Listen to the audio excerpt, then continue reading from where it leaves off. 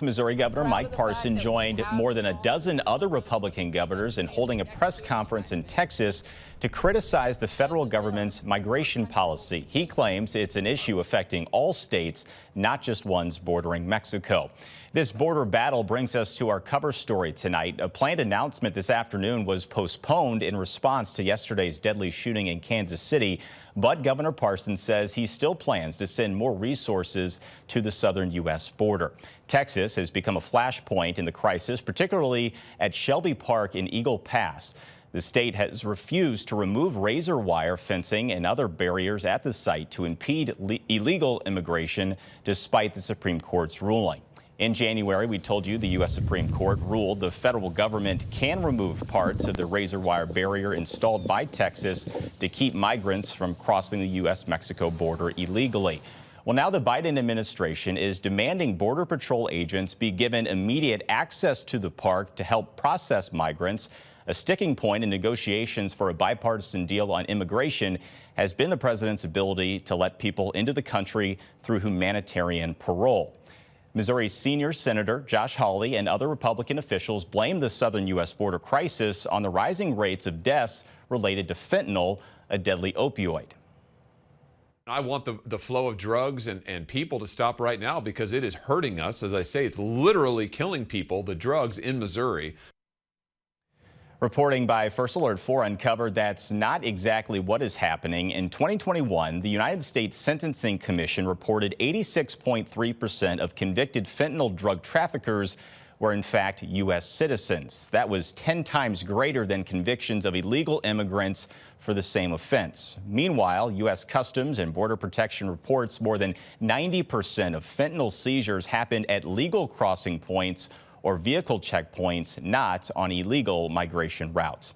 Tonight, Senator Hawley says Texas is in the right, and he is ready to bypass the Supreme Court on any border decisions he does not agree with. Our David Amilati is asking why, how, and what's the consequence of bypassing the nation's highest court. I understand where Texas is coming from, and I'm with them on this. I mean, I want that border closed. If Missouri was a border state physically on the border, I'd want us to put up barriers too. That's what U.S. Senator Josh Hawley told First Alert 4 in January, and why he's supporting Texas Republican Governor Greg Abbott and his controversial plan to put razor wire and buoy barriers in the Rio Grande River, despite the Supreme Court ruling the feds have the power to dismantle the barriers. It's just an order, it's a preliminary order, but what the court said is that the federal government can go and take the wire down. They didn't reach the question whether or not Texas had the right to put the wire up. And now in a follow-up interview with the senator, First Alert 4 asked, isn't the Supreme Court the final word on what is and is not law? If the highest court in the country makes this kind of stance and we're not going to follow it, should we just get rid of it? If your question to me is, if the Supreme Court issues a decision that I don't like, do you have to follow it? And the answer to that is yes, you do have to follow it. I mean, that's the rule of law. And there's a lot of court cases that I don't like, but they're law.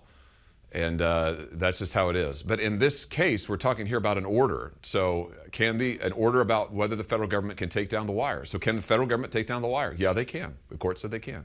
Can Texas then go in and put it back up? As far as we know, they can. Missouri senior senator says if the justices do make a final ruling on Texas's border barrier and he doesn't like it, he will go to Congress to change laws. I have a piece of legislation that would allow Texas and other states to enforce federal law on their own. And so Congress then could act. This is behavior that certainly undermines the American trust in the political system.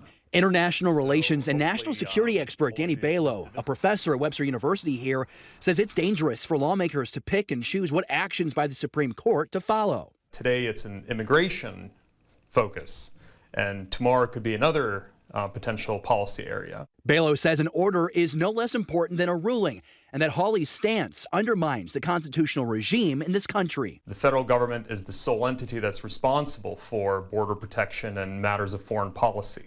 So now we're seeing local officials trying to claim jurisdiction, and again, that's something that should be worrying us. Balo says court orders can be used to set a legal precedent, just as rulings do. When a court issues an order that involves a significant legal interpretation, that can serve as a precedent for future cases.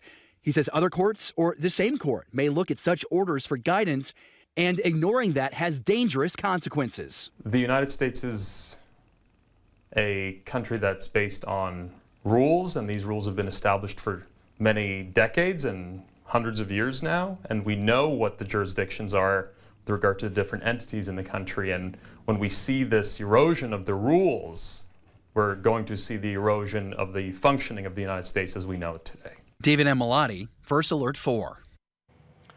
Hawley's bill, the State Border Defense Act, would allow states to remove illegal immigrants from the country, prosecute people who commit crimes while entering the country illegally, and allow construction of barriers on federal lands or waters along the southern border to prevent illegal immigration.